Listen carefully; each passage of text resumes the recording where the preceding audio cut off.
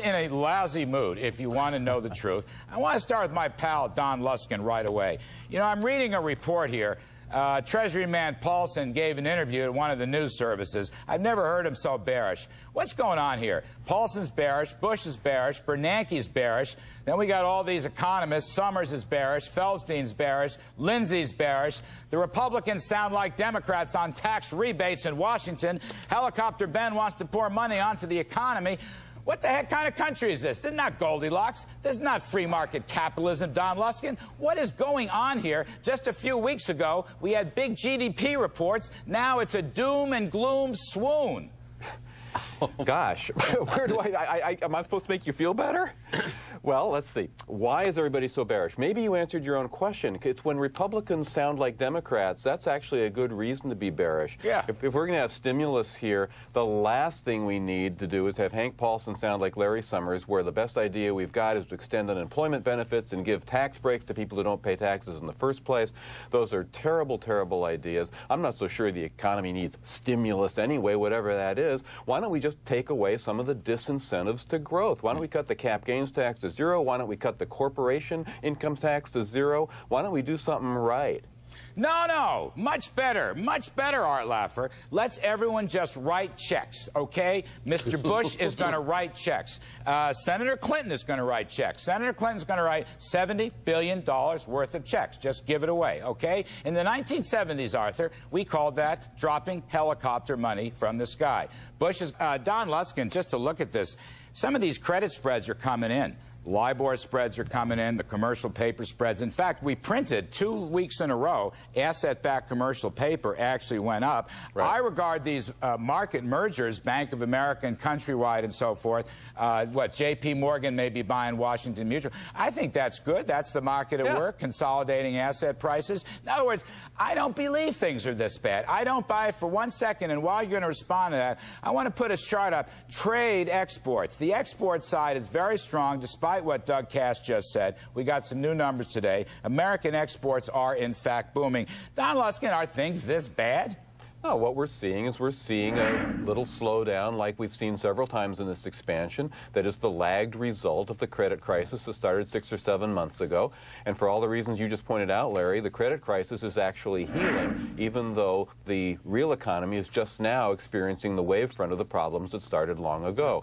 So as long as that healing process keeps going, and the Fed is going to see to that and then some, this will just sort of pass through the system like a pig passing through a python. And 6 months from now, this thing will be excreted at the end of the python, and we're going to be done with it. Sorry for the imagery. Are you buying stocks, Don? Are you buying sectors? What are you doing? Oh, my God. You've got to be buying stocks here. There is just an absolute panic going on. You've just got to buy them. This is just total capitulation. And here, here's a little quiz for everybody on your panel. Let's say we are going into a recession. Does that mean you should sell stocks? Well, if you go back and look at every single recession since World War II, and there have been 11 of them, you know what the total return for the S&P has been on average during those recessions? It's been positive 9%. The worst S&P performance during recession was in the recession of the 70s when it was down 8%. There have only been 3 other losers. They've been 1% each, and a whole bunch of others. We had a 24%er, a 19%er, an 18%er. You do not want to be selling stocks here, especially when they're so cheap. Yeah, so about this Luskin strategy. Sometimes you buy when things look darkest. I agree with Don Luskin 100% on everything he said, except for the last part about what happened to the pig. That was a little bit strong. But other than that, I do agree with him all the way. And the real federal funds rate, I think we actually have one, using actually to get the funds rate down to 3.75, if you take out the inflation adjusted, look at the plunge in the real funds rate. It's going to be down to 1.5%, about half of the 3%, Don Luskin. Now, is that bullish or bearish? I mean, that's the thing. The question is, are we inflating without knowing we're inflating, that is the Federal Reserve, in which case it's a sell signal, or are they acting properly, as Art Laffer would say, because there's no inflation problem? Well, if you talk to these people behind closed doors, and they know full well there's an inflation problem. They just don't dare do anything about it. You were talking earlier about the dynamic of the market dissing Ben Bernanke and acting like it doesn't believe him. I think what's actually happening here is that the Fed is under speculative attack, that Ben Bernanke is the Neville Chamberlain of monetary policy. Ooh. He says, okay, I'll give you 25 basis points, and the market turns right around and demands 50. Yesterday he said, okay, I'll give you 50. And what do you know? Today the market's demanding 75. This is exactly like George Soros attacking the Bank of England in 1992 to break the pound. And you talk to Federal Reserve Board governors behind closed doors, you talk to Bank of England directors behind closed doors, they use this expression, speculative attack. They know they are under speculative attack. Monetary are surprisingly almost incredibly quiet during this political discussion, and I happen to know that you write and blog and talk a lot about the interaction between politics, policy, stocks, and the economy. Speak up, young man. Speak up. What is your opinion? Here's my view. Here's my view.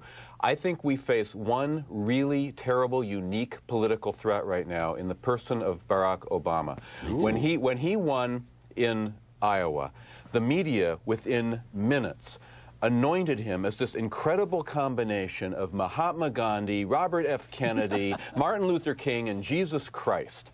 Now, if you look at what he actually believes from an economic policy standpoint, he's pretty identical to Hillary, except he's worse. He wants to just change all tax rates to 40%, including capital gains and everything else. He's terrible.